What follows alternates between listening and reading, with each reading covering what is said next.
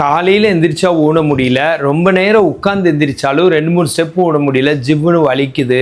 And கொஞ்சம் நொண்டி நடக்கத்தான் கொஞ்சம் நல்லா இருக்குது. அந்த மாதிரி யாருக்கும் இருக்குங்களா? அந்த மாதிரி இருந்தால் அது குதிங்கால் வலிங்க. குதிங்கால் வலியில் மோஸ்ட் இம்பார்ட்டண்ட் ஒரு 3 நோய் தான் இருக்குது. ஒன்று வந்து பிளான்டார் ஃபேசைட்டிஸ். அப்படின்னா பாதத்தில் பிளான்டார் ஃபேசியான்னு ஒரு லேயர் இருக்குது அடிப்பாதத்துக்கு மேலே. அந்த லேயர் இன்ஃப்ளேம் ஆகிடுது, நீர் கோர்த்துக்கிறது. நிறைய ரீசன் அப்புறம் சொல்கிறேன். இது ஒன்றுங்களா. ரெண்டாவது கால்கேனியல் ஸ்பர். நம்ம குதிங்காலில் பின்னாடி வந்து கால்கேனியம்னு ஒரு எலும்பு இருக்குங்க. குதிங்கால் வந்து கால்கேனியம், நேவிகுலார், கியூபாய்ட், கியூனிஃபார்ம் அந்த மாதிரி எல்லா எலும்பும் சேர்ந்து தான் ஃபார்ம் ஆகிருக்கு. அதில் பின்னாடி வெளிப்படையாக தெரிகிற பெரிய எலும்பு கால்கேனியம். நம்மளோட காஃப் இல்லை, கீழே ஆங்கிளில் கீழே பாதத்துக்கு பின்னாடி ஒன்று தெரியுது இல்லைங்க, அந்த இடத்துல ஏதாச்சும் ஒரு வளர்ச்சி எலும்பு மாதிரி ஸ்பர்ன்னு சொல்லுவாங்க. ஆனால் அது பியூர் எலும்பு கிடையாது. அந்த வளர்ச்சினால் கண்டிப்பாக வந்து வலிக்கிறது. அதுக்கு பேர் கால்கேனியல் ஸ்பர்ரு. மூணாவது எதனால் இது வரலான்னா ஓஏ ஆங்கிள். அப்படின்னா என்னென்னா ஆஸ்டியோ ஆர்த்ரைட்டிஸ் ஆங்கிள். எப்படி முட்டி தேஞ்சு போச்சு, நீர்க்கட்டு அந்த மாதிரி சொல்கிறாங்கல்ல, ஆஸ்டியோ ஆர்த்ரைட்டிஸ் நீன்னு.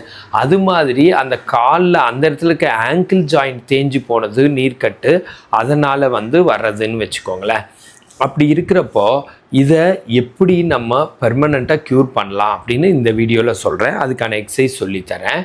ஆக்சுவலாக அந்த இடம் வந்து வலிக்கிறது ஒரு சில ரீசன்னால். என்னென்ன ரீசனாக இருக்க முடியும்னா, main reason tiles, marbles, granite floor தான். அந்த ஃப்ளோர் வந்து நம்ம வெயிட் மாதிரி 3 மடங்கு ஷாக்கை உள்ளே இறக்குது. நம்ம 70 கிலோ ஆளுன்னு வச்சுக்கோங்க. ஒரு தடவை ஸ்டெப் வைக்கிறப்போ 210 கிலோ ஷாக் உள்ளே இறங்குது. அப்படி இறங்கி அது தாங்க முடியாமல் தான் அந்த இடத்துல நீர் கோர்த்துக்குது, பிடிச்சிக்குது. வெளியில் புண்ணானா பிடிக்க மாதிரி உள்ள நீர் கோர்த்து அதுதான் படுத்துட்டு இருக்கிறப்போ, உட்காந்துருக்கிறப்போ ஒரு இடத்துல சேர்ந்துட்டு எந்திரிக்கிறப்போ சர்க்குலேஷன் இம்ப்ரூவ் ஆகிறதுனால அது வலிக்குது. 2-3 ஸ்டெப் போனதுக்கப்புறம் ஓரளவுக்கு மேனேஜ் பண்ணுற அளவுக்கு இருக்குது. ஆனால் உள்ளே இருக்கிற நீர் வந்து கோர்த்துருக்கிறது தான். அதை எப்படி வெளியேற்றுறதுனா த்ரூ எக்ஸசைஸ் ரொம்ப நல்லாவே அதை சரி பண்ண முடியும். இதான் மெயின் ரீசனாக இருக்கா. இதை தவிர வெயிட் அதிகமாக இருக்கிறது ரீசனாக இருக்குது. இதை தவிர இன்னொரு மெயின் ரீசன் இருக்குது. வீட்டுக்குள்ளே டைல்ஸ், மார்பிள்ஸ், கிரானைட்ஸ் தான் இன்றைக்கி எல்லாருமே போடுறாங்க. மொசைக் வந்து கொஞ்சம் அவுட் ஆஃப் ஃபேஷன் மாதிரி போயிடுச்சு. ஆனால் மொசைக் இதை விட கொஞ்சம் பெட்டர்னு வச்சுக்கோங்களேன். அப்படிங்கிறப்போ இப்போ ஃப்ளோரை நீங்கள் மாற்ற முடியாது. அப்போ வீட்டுக்குள்ளே ஒரு சாஃப்டான செப்பல் போட்டுக்கணும். நல்லா சாஃப்டாக இருக்கணும், மொத்தமாக சாஃப்டாக இருக்கணும். அந்த மாதிரி ரப்பர் செப்பல் நிறைய கடையில் அவைலபிளாக இருக்குது. அந்த மாதிரி செப்பல் ஆன்லைன்லேயோ ஆஃப்லைன்லேயோ வாங்கி போட்டுக்கிட்டு அதை வீட்டுக்குள்ளே ஒன்று தனியாக, வெளியில் ஒன்று தனியாக போட்டுக்கோங்க. வீட்டுக்குள்ளே செப்பல் போட மாட்டோம், சாமி இருக்காங்க அப்படி சொல்லுவீங்க. இது என்னென்னா, வெளியில் இருந்த செப்பல் உள்ளுக்குள்ளே வரக்கூடாதே தவிர உள்ளுக்குள்ளே தனி செப்பல் போடுறது வந்து எந்த அளவுக்கு போடக்கூடாதுன்னு, எந்த அளவுக்கு இதுன்னு எனக்கு தெரியல.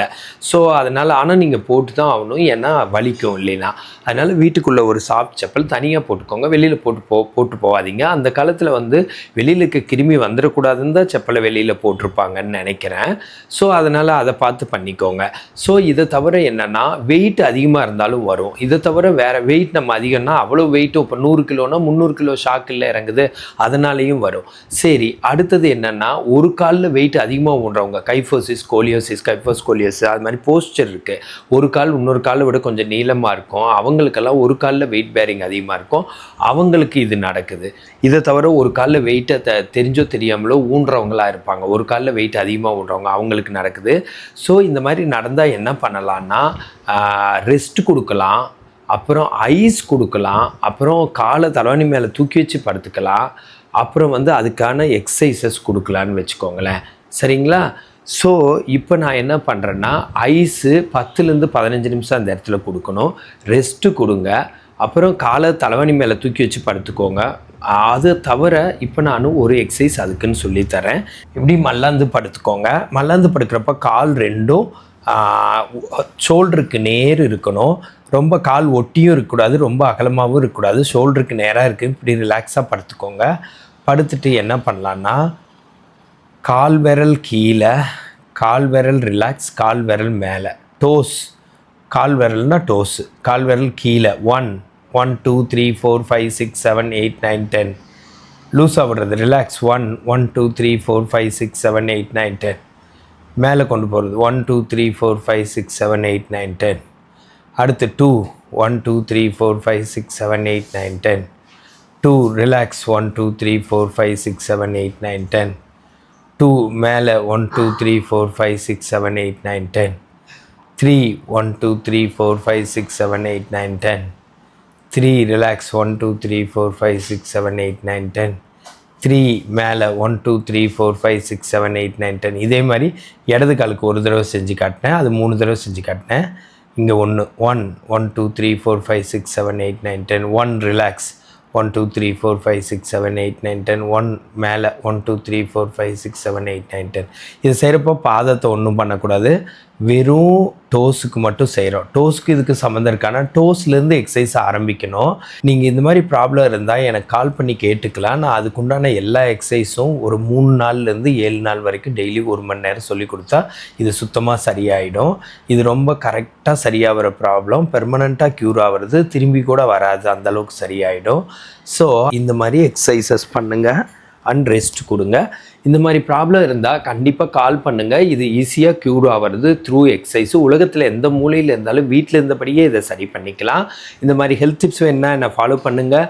ஃபிசியோதெரப்பி கன்சல்டேஷன் வேணுன்னா கால் பண்ணுங்கள். ஃபிசியோதெரபிஸ்ட் நல்ல ஆப்பர்ச்சுனிட்டிஸ் வேணுன்னா கால் பண்ணுங்கள். This is Prakash, physiotherapist.